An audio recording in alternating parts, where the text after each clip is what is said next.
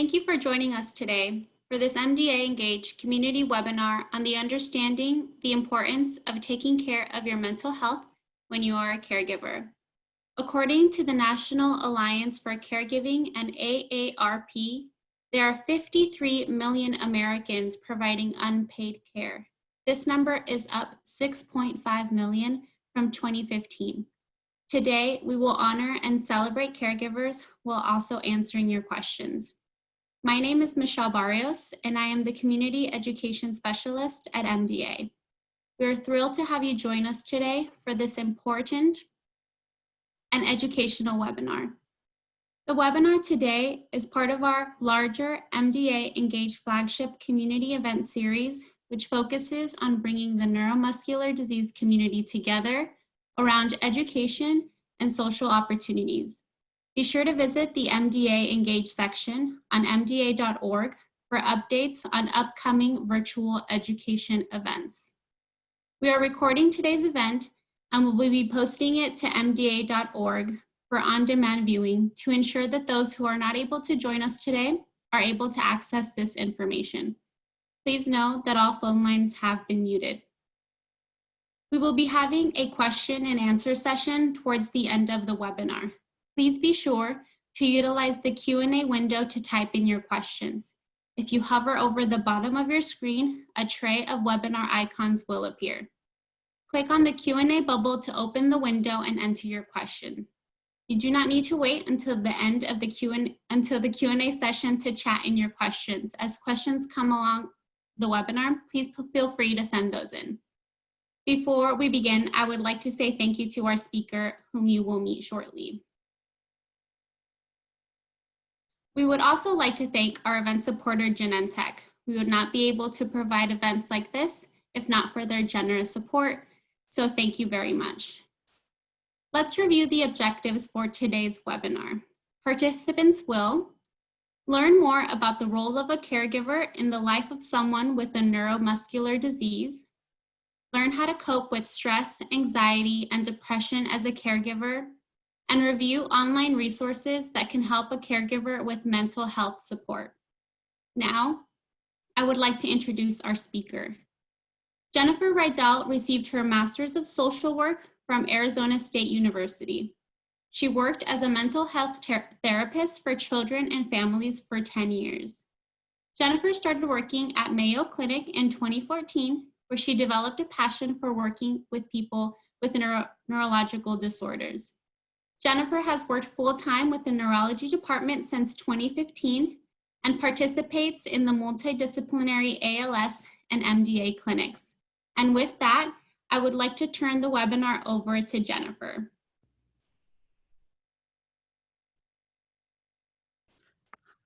Hi, everyone.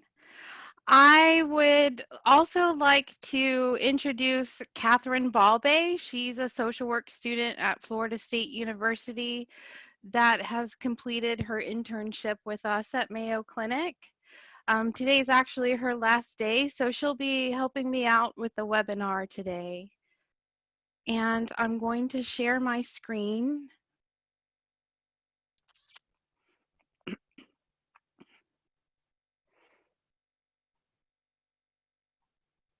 Can you see my slides? You can see it, Jennifer. Okay. All right. So I think this number is a little bit lower than the one Michelle gave, but there are millions of unpaid caregivers in the US. So I'm going to talk about the role of the caregiver in neuromuscular disease. This will be kind of a brief overview of several different topics that I've talked with caregivers about over the years. So I wanted you to have kind of an overview of what the role is, how to get help, and how to take care of yourself and your own mental health. So the role of the caregiver can be multifaceted. You may be doing some nursing duties, doing some physical therapy, you may be cooking, you may be providing transportation. You also are providing emotional support, physical support. You may end up taking over more household duties than you had in the past. You may be helping with more chores, with finances. And this can all quickly become overwhelming.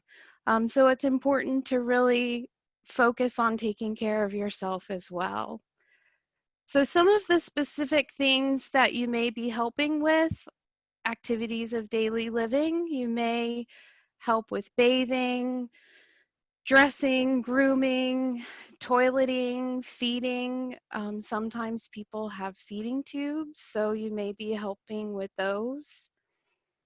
Mobility. If when people are experiencing weakness, you may be there to ensure their safety when they're walking around.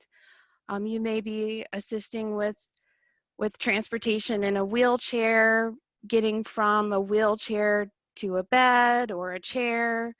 You may be helping with some range of motion exercises. When you have muscle weakness, sometimes your joints can get stiff, and it's important to do exercises to help with that. Sometimes people with neuromuscular diseases develop some respiratory weakness, so they may be using a ventilator, cough assist, suction machines. They may have a tracheostomy. And those are things that it's important for the caregivers to understand that equipment and how to use it, and how to help the person with it. Communication. Sometimes speech is affected, so communication may become more of a struggle. So you may need to help the person communicate with others. You may need to find new ways to communicate with each other. You can use paper. There's little tablets called boogie boards that you can write on and erase easily, whiteboards. There's a lot of apps that our speech therapist recommends that you can type and it will speak for you. There are also speech generating devices. So you may be helping the person you're caring for with communication. Independence is a big thing for caregivers to focus on. It's important that you respect the independence of the person you're caring for. So develop a plan together. Talk about what they feel they need help with, what activities they enjoy. That way, you're not overstepping and you're not taking too much on yourself that is something that they can do on their own. Discuss with them what assistance is needed and what activities they can do independently, and focus on activities you both enjoy, not just taking care. And there's a lot of adaptive equipment out there that can help people maintain their own independence. So talk to your doctors and medical team about that so they can make recommendations for equipment that's helpful. So moving on to getting help. You may hear the term respite care. So what is respite care? It's caregiving provided by someone other than a primary caregiver. So that can be another family member, a friend, a private caregiver, and it can be care that's planned. You have a schedule, or it can be something that can come up on an emergency basis. So if you're providing care to someone, it's good to know this information so that, and to have a plan in case an emergency does come up and you aren't able to provide the care that you typically are providing. So ways to get help.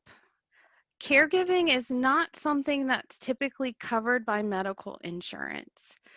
There is a part called skilled home health care that I'll talk about a little bit later that is covered, but caregiving, a lot of insurance companies call it custodial care and help with activities of daily living, are not something that's typically covered by insurance. So, two ways to hire a caregiver would be through a private caregiving agency or finding a private caregiver on your own that's not through an agency. So, a way to find a private caregiver is to ask friends and families for recommendations. There's some caregiving websites out there that you can check. But if you do that, make sure you do your own background check and check their references. A lot of private duty agencies have already done that for you. So if you do that on your own, it's good to check references. Private caregivers can help with companionship, personal care, helping with the activities of daily living, transfers from the bed to the toilet or to a chair to a wheelchair. Sometimes they can help with some household chores. So if you're taking on a big caregiving role and a lot of other duties, you may need a caregiver to help out with some household chores, preparing meals, running errands. And most of the time, caregivers can be available as little as a couple of hours a week, all the way up to 24/7 care. So you can really develop a plan with someone for what you need help with. I providing this list of potential questions to ask a potential caregiver. I got these questions from a variety of sources and came up with some on my own.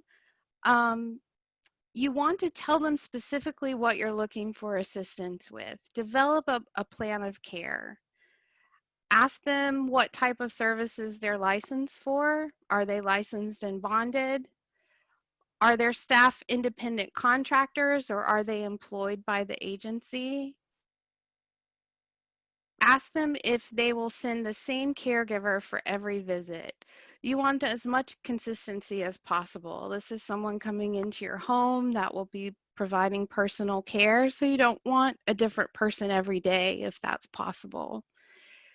It's important to ask if the caregivers have had any experience with neuromuscular diseases and how do they train their caregivers? Does the agency, how do they screen their staff? Do they complete criminal background checks? Another important question, I borrowed this from the MDA Caregiver Guide. What happens if I don't feel my caregiver and I are compatible, or if there are issues with the caregiver? That's a really important question to ask and to know in advance. Are there a minimum number of hours of service I must receive? Some of the agencies here in Florida have a minimum of 2 hours. Some of them have a minimum of 4 hours. So you want to know that and take that into consideration. Another important question is, are they able to handle feeding tubes, ventilators, any other special medical equipment that you may have at home?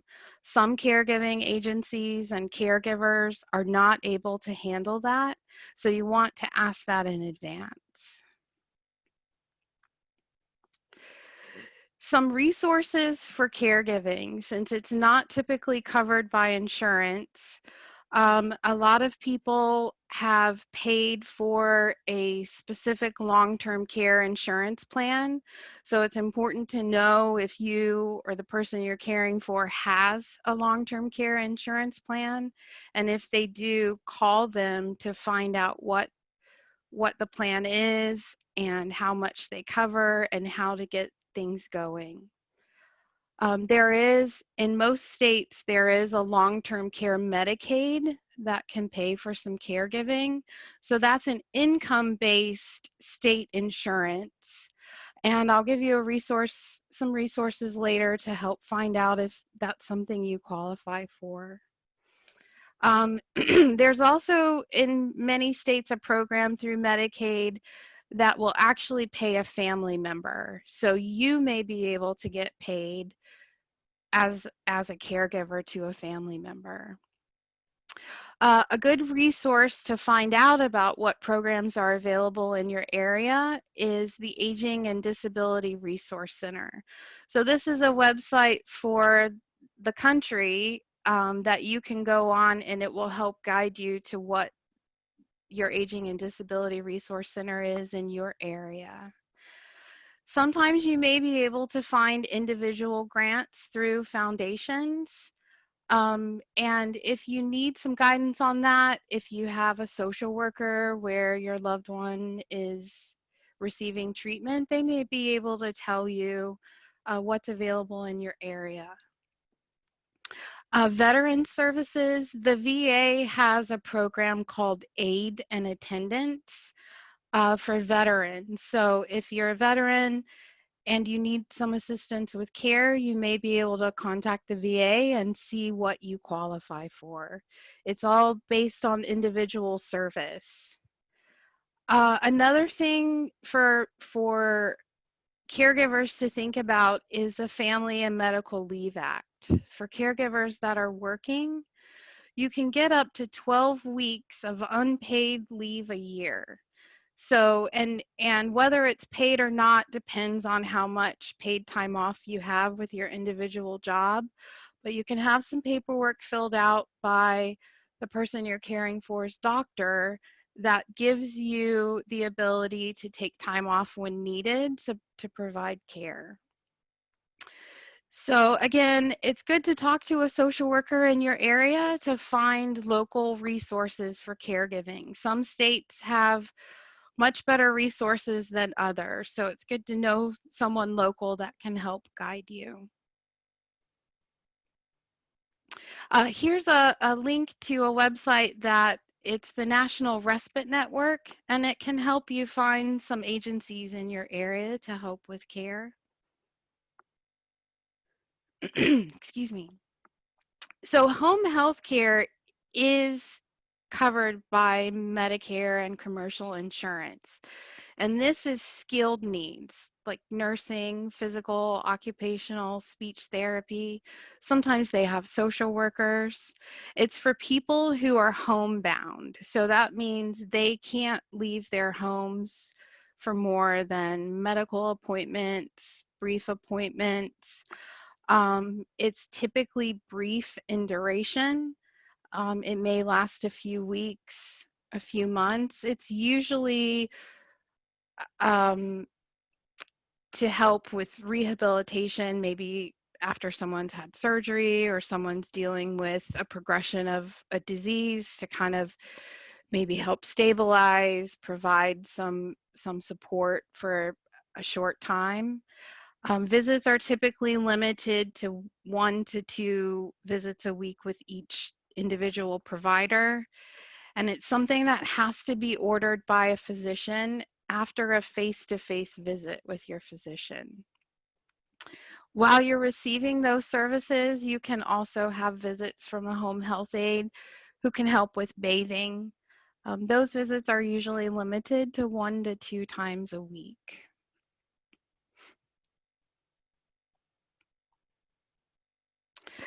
So some things that home health care providers can help with, they can help with assistance with managing medications. If you have a new diagnosis and you're on a lot of new medications, they can kind of help you understand that. Navigating a new diagnosis or disease. They can provide training on using a feeding tube. Therapy providers can help with gait and balance training. They can provide range of motion exercises. They can help caregivers understand how to safely transfer from a bed to a chair or a wheelchair. They can provide training on medical devices. There's a device that's used a lot with our neuromuscular patients called a Hoyer lift, and it's a device you can safely use if you need to help someone move from a wheelchair to a chair or the toilet. They can also provide home safety evaluation. So that's where they come in and kind of look at your home, and tell you if you need to remove rugs or if there's things in your house that may be a fall risk. They don't typically make recommendations on modifying your home, like if you needed to renovate your bathroom. They don't typically make recommendations for that. That would be a contractor for your home that can make those recommendations. So we'll move on to caregiver mental health. So this is a very, very important topic.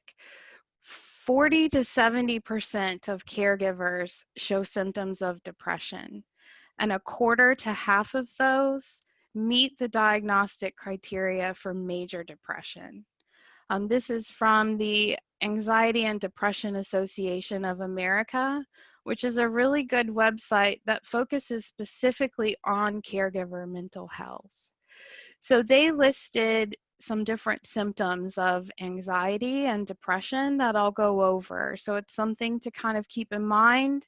If you're experiencing these symptoms, you may want to talk to your own doctor about it or seek professional help so that you're taking care of yourself too. So some symptoms of anxiety could be constant fearfulness. You may be worried. You may have a feeling of impending doom. Depression that lasts longer than 2 weeks. Trouble eating. Shortness of breath that keeps coming back. Sleep problems. Heart racing or beating hard. Constant irritability. Excessive sweating. Some symptoms of depression are avoiding pleasurable or meaningful activities because you feel guilty about taking time away from caregiving. Repetitive nightmares or intrusive thoughts about the patient, including diagnosis, treatment, future prognosis, inability to sleep, feelings of exhaustion, tiredness, feelings of tension, difficulty or inability to concentrate or remember details, anxiety attacks about not following a proper medical regimen, inability to talk to others about your experience as a caretaker, anticipatory anxiety about future treatments or prognosis for the patient, inability to enjoy activities that you once found pleasurable, thoughts of suicide because you feel so overwhelmed, worthless, or inadequate, and chronic irritability. Having some of these symptoms is normal. You may have a symptom and it goes away after a few days.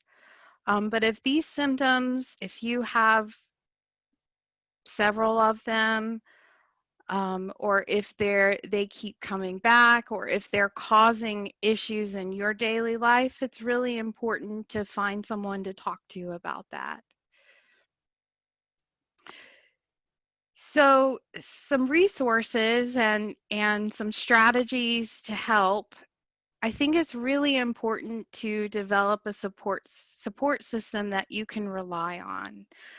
You're not in this alone. You have a support system, family, friends, neighbors, and they may offer help and you don't want to burden them. I hear that a lot, but that's what they're there for. And if they offer help, it's helpful a lot of times to tell them specifically what you need help with. So if a family member or a friend offers help and you know you can't manage taking care of your yard or doing your grocery shopping, or you need help with planning meals, or you need someone to come and spend time with the person you care for so you can go and take some time for yourself, let them know what you need. It's important to develop coping skills. So things that make you happy, things that make you feel good, taking time away. One thing, if you're having a lot of negative thoughts, it's something you can do is to reframe them, think of something positive. And if that's something that comes up, it's definitely something that a therapist or a counselor can help you with. Developing healthy habits, so taking care of yourself, exercising, healthy eating, meditation can be very helpful when you're dealing with a lot of stress. There's a lot of different apps out there that can help with meditation. There's a lot of different ways to meditate, and there have been a lot of studies that have shown that it can really help with managing stress. And finding hobbies, continuing to do things you enjoy, taking time for yourself, whether that means taking a walk around the block, watching a TV show you enjoy, reading, spending time with friends. Make sure that you're taking some time for yourself. An important thing to remember is to allow yourself to feel the emotions you're feeling. So whether you feel anger, whether you're frustrated, you feel sad, you have some anticipatory grief about something you feel may be coming, it's okay to feel those emotions. It's important to learn to accept changes as they come along. So unfortunately, when you're dealing with neuromuscular diseases, there can be a lot of changes. Sometimes those changes can come slowly, sometimes they can come very quickly. So it's important to accept them and learn to make adjustments as you can. Take time to focus on your relationship with the person you're caring for. So sometimes you can get caught up in the caregiver patient relationship, and it's important to focus on, you know, the other relationship. If that's your spouse or your child or friend, take time to do things that focus on that relationship too. Attending support groups can be very helpful. There are a lot of support groups out there. There's, groups you can join on Facebook. We have support groups here for patients in Florida. There are support groups for patients and caregivers. There are support groups for caregivers only. So it's good to talk to other people who are going through what you're going through. And get professional help if needed. If you're struggling with mental health symptoms, sometimes it's good to have someone to talk to. And sometimes it's good to get professional help, to have a therapist that can treat your symptoms and talk you through strategies to cope with what you're dealing with. And sometimes you may need to talk with a psychiatrist to talk about medication options as well.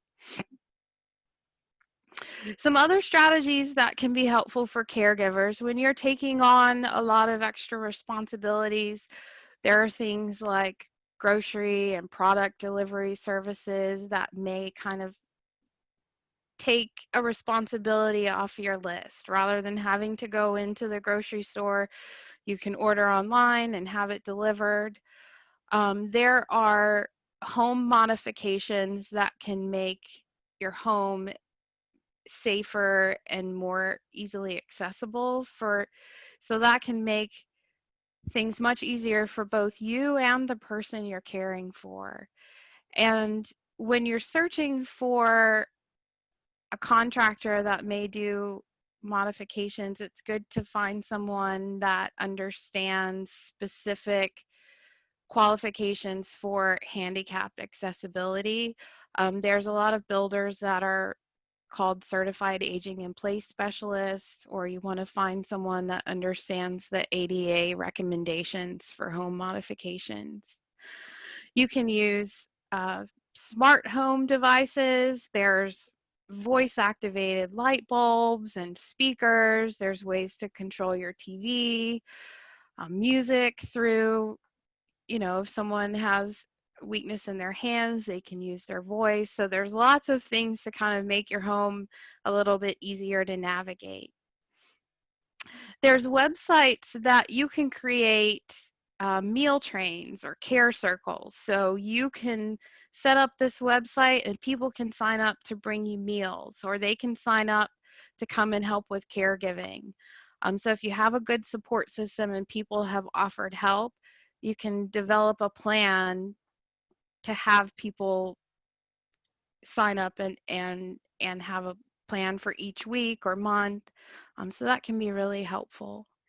Mobility vans are if your loved one or person you're caring for is in a wheelchair or a power wheelchair, there's special vans that can enable someone in a power wheelchair to get out of the house. So that's something that can be really helpful for both of you to get out of the house when you can.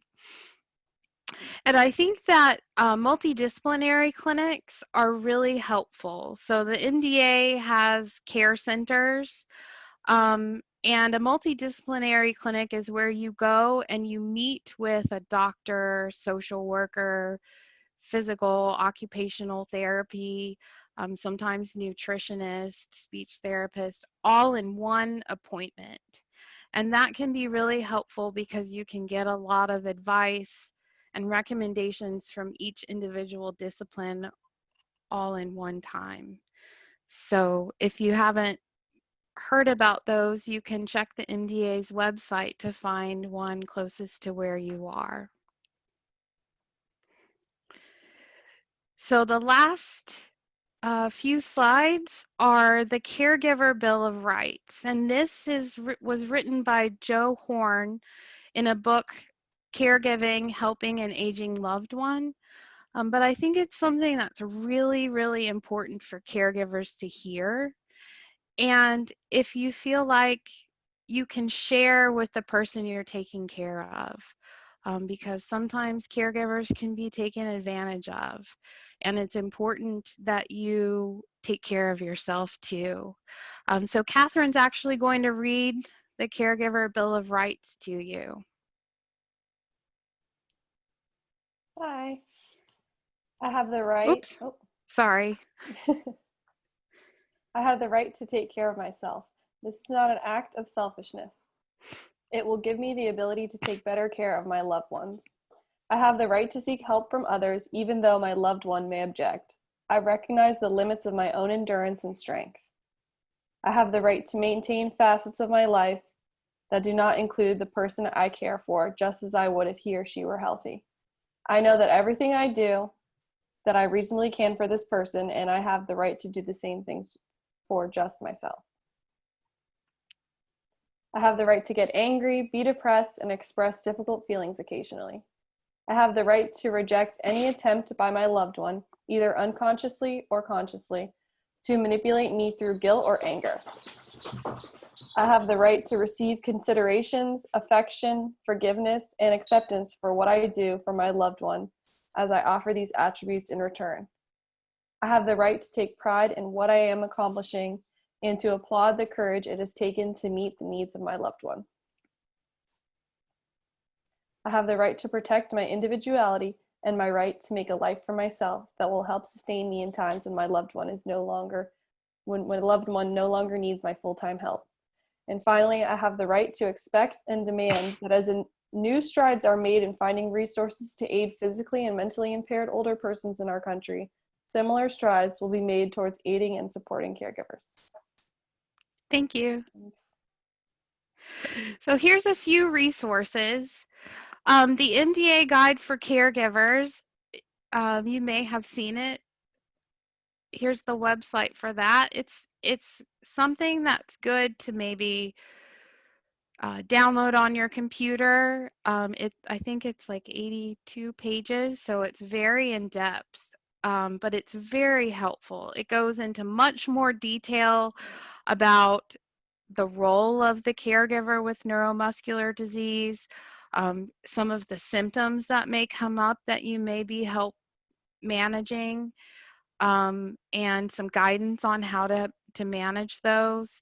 It talks about how to get help, and it goes into much more detail about how to get help, what questions to ask potential caregivers. So it's a really great resource. It may be something you don't necessarily want to read all at one time, but it's good to have on hand to reference when you need it.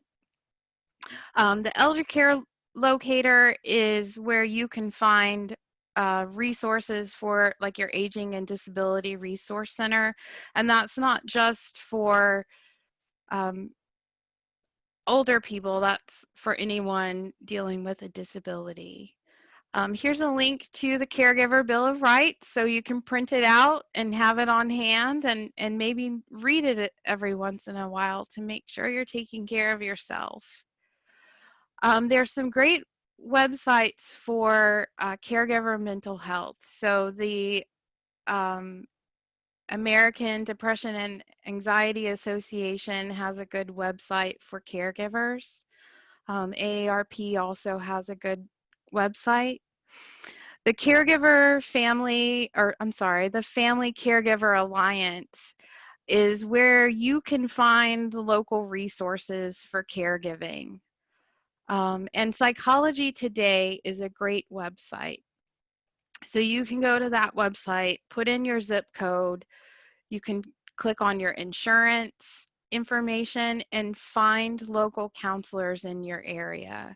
So it has a profile, a picture of each counselor, and they talk about, you know, what they specialize in. So you can look at the different options and pick someone that you think would be a good fit for you. A lot of counselors now are able to do telehealth and phone visits. So if that's something that you need, it may be a much more convenient. And another resource, in addition to the MDA, specifically for people that are dealing with ALS, is the ALS Association. And if you have another neuromuscular diagnosis, each individual disease usually has their own foundation or association that they may have information for patients and caregivers, additional links to resources, and support groups. So that can be very helpful to get connected with, in addition to the MDA. And that's the end of the slides. Thank you all for your time and for your dedicated care of others. So I think now it's time for questions. Yep, that's right. It is time for questions. I would like to let everybody know that I added Jennifer's links into the chat box. So if you didn't get a chance to write them down, they are in the chat box now. Also, if you have any state-specific questions, Jennifer lives in Florida, and she might not know the answers to a question about someone in Idaho. So if you have any state-specific questions, you can email the MDA Resource Center, or you can also call the Resource Center at the number and emails listed below. If you have any questions, make sure to add them in the chat box. I see a few already. Okay, it says, can you go to the MDA clinic with multiple providers, or is it only once a year? Oh, I can't. Oh, sorry. I was trying to look at the chat questions myself, Okay. but I can't really see them. Can you That's go okay. to the MDA clinic with multiple providers? More than once a year. Yeah, at our clinic, you can. We typically see our patients once a year, but it depends on how fast the disease is progressing. Sometimes we see our patients more often if they're needing more information more often. So you can always call your MDA clinic and see if you can get in more than once a year. I think another thing that can be done at MDA clinic is if you call and ask for maybe the social worker's email address, they can possibly contact you and answer your questions through there. Am I correct, Jennifer? Yeah, we don't typically use email at Mayo Clinic. phone call? Yeah, but a phone call is good, or we have a patient portal where patients can send in questions, and we communicate that way a lot. So your team is there for you even when you're not seeing them in person. So if you have questions, you can always reach out to your team. Here's another question that has come in. How do you set up an emergency plan? For example, if the person with neuromuscular disease needs surgery, should they have the neurologist, primary, and surgeon contact each other because of anesthesia concerns? That's a good question. So it is good if you're having surgery that's not related to your diagnosis to run that by your neurologist. So I would say definitely make sure your neurologist is aware of any surgeries or procedures you're having.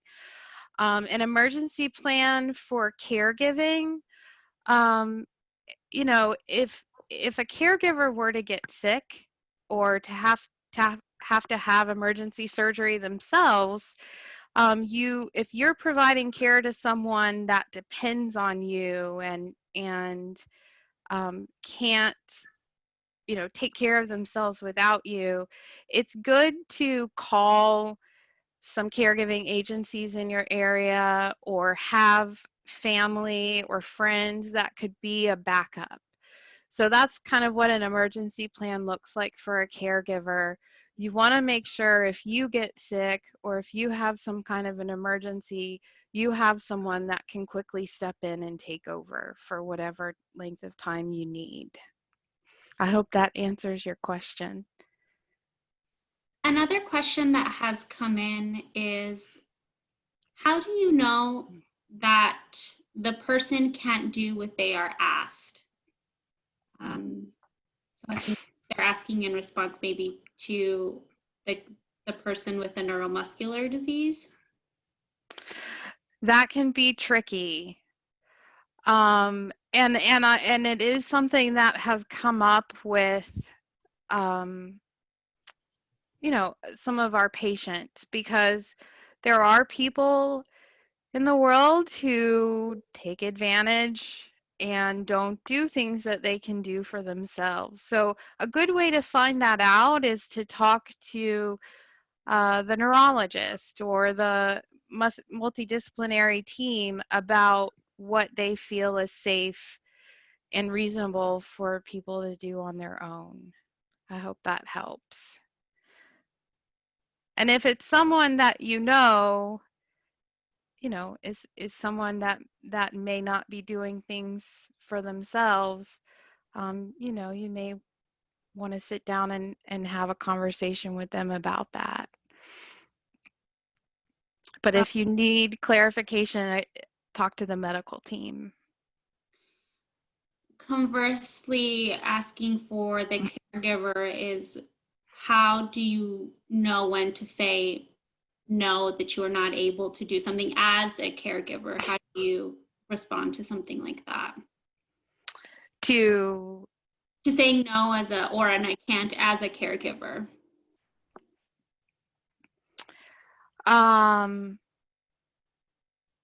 That's a good question. So as a caregiver, how do you say, no, I can't do that? Yeah, maybe there's some sort of physical restraints or maybe mental restraints they can do. It's good to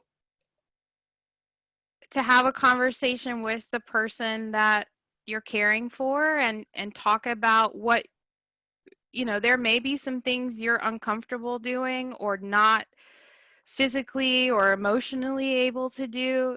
It's good to have a conversation the person you're caring for, and come up with a plan for how they can get that assistance another way. Maybe you hire a private caregiver to help with certain things, or you have another family member or friend that helps with that. Does that answer the Yes, question? Okay. I think so.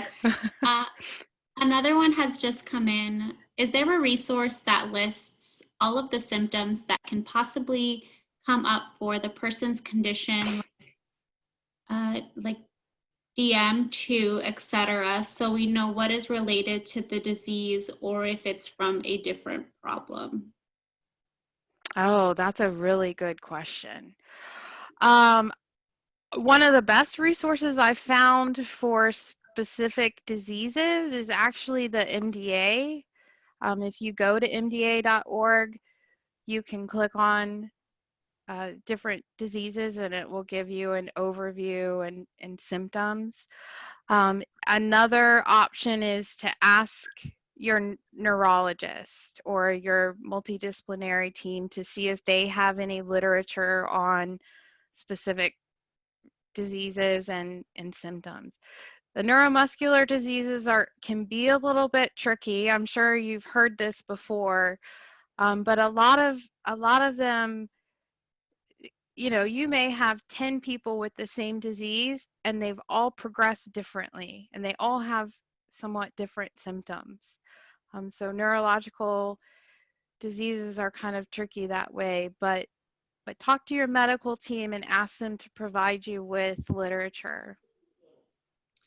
Yes, Jennifer, you're absolutely right. There is resources on mda.org where you can see signs and symptoms of many of the diseases under the MDA umbrella. It's under the community education side of mda.org. You'll be able to see many disease fact sheets. Yeah, and it has pictures too, which is Yes. great. It kind of shows the areas of the body where you can expect symptoms. So the MDA website is a really good resource for that too. Another question has just come in. Does ALS affect their personality?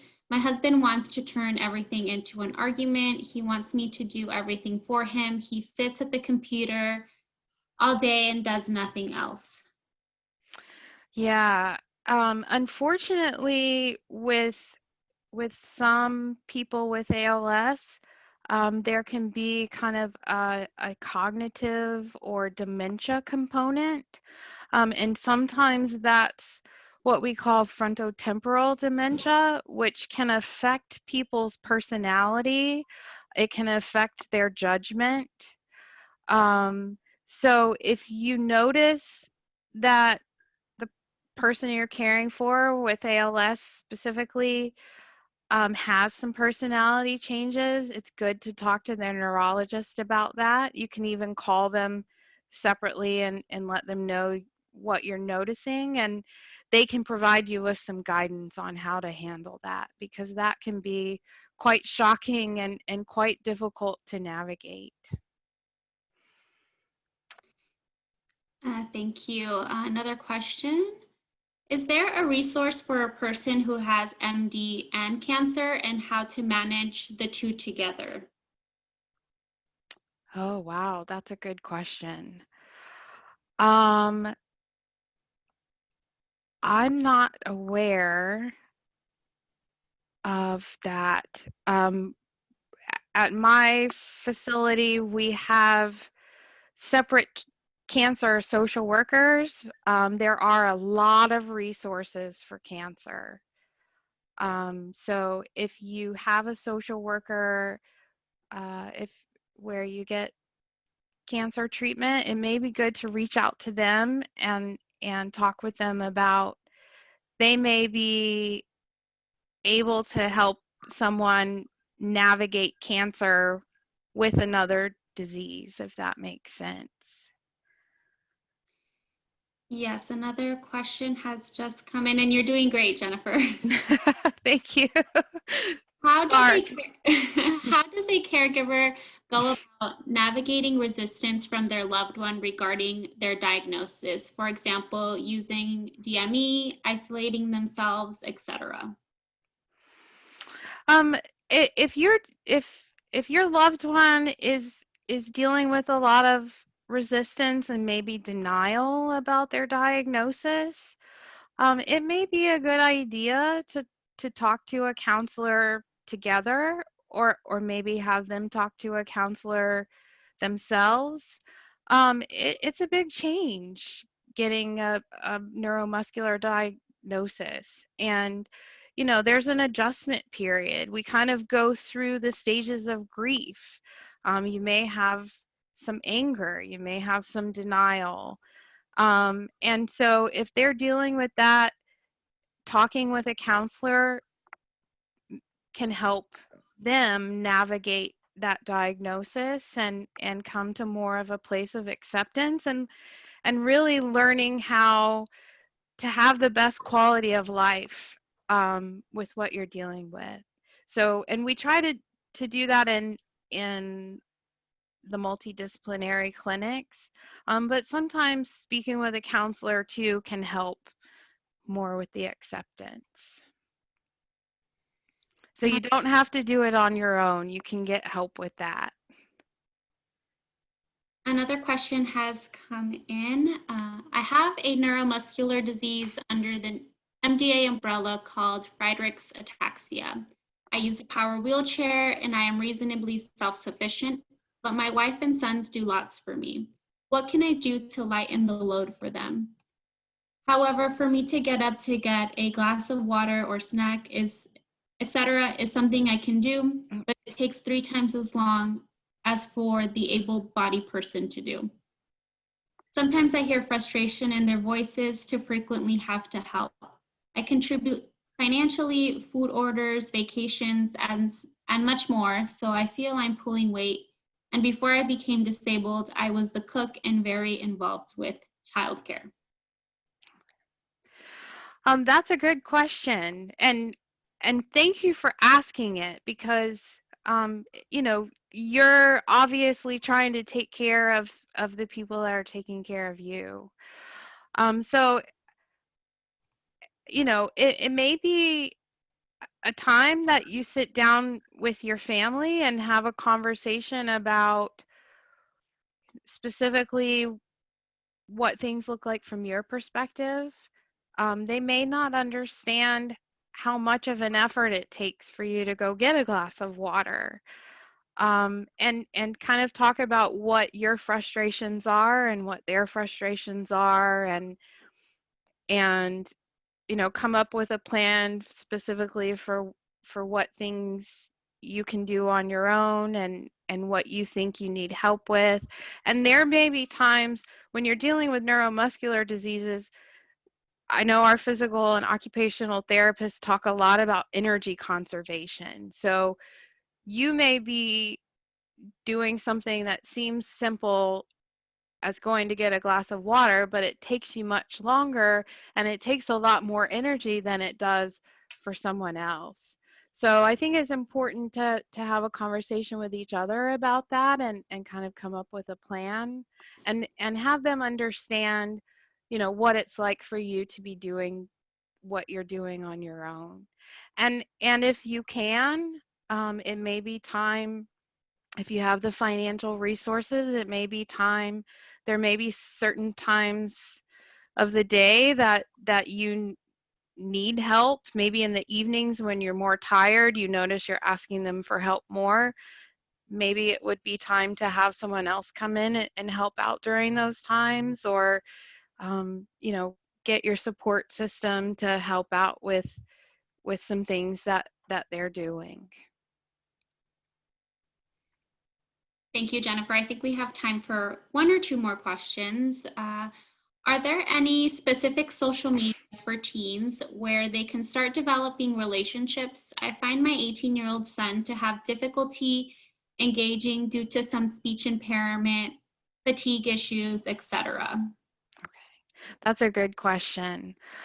I unfortunately, I forgot to mention this in the beginning. Our MDA and clinic, we only treat adults, so I don't have a lot of experience in working with anyone under 18 who's dealing with a neuromuscular disease.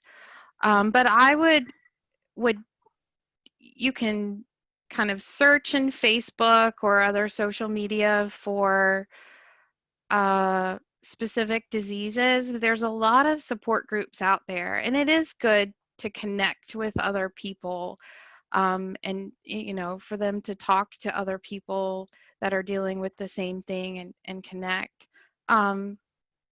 Another resource may be if you have a muscular dystrophy or NDA clinic near you, if there's a social worker there, talking to them to see if they have any support groups in your area or if there are any online support groups.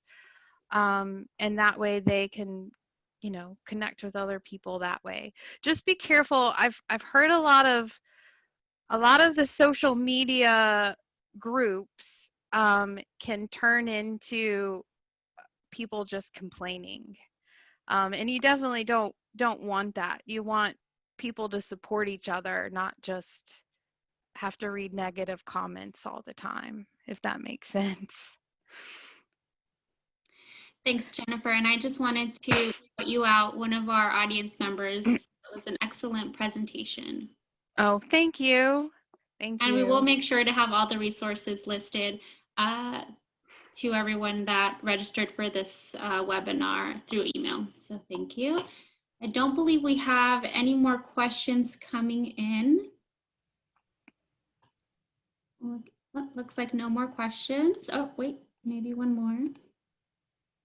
Oh, another thank you and happy holidays and happy new year to you, Jennifer. Thank you. Happy holidays to all of you, and I hope you all stay safe.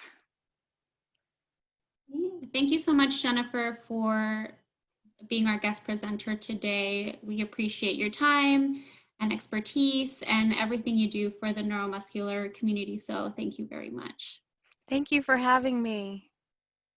We would love to hear your comments about this webinar. If you have a smartphone, open your camera and point it at the QR code on the screen. A web page will pop up with a short survey on today's webinar. If you do not have a smartphone, once the webinar is over, a screen will pop up and with the survey as well. Also, thank you again to our event sponsor, Genentech. We would not be able to provide events like this if not for their generous support, so thank you very much. If anyone does have any questions after this webinar, please feel free to email them to mdaengage@mdausa.org, and we will follow back up with you. This concludes today's MDA Engage webinar, Caring for the Caregiver. Thank you very much for attending and have a great rest of your day. Thank you, Jennifer. Thank you. Bye. Bye.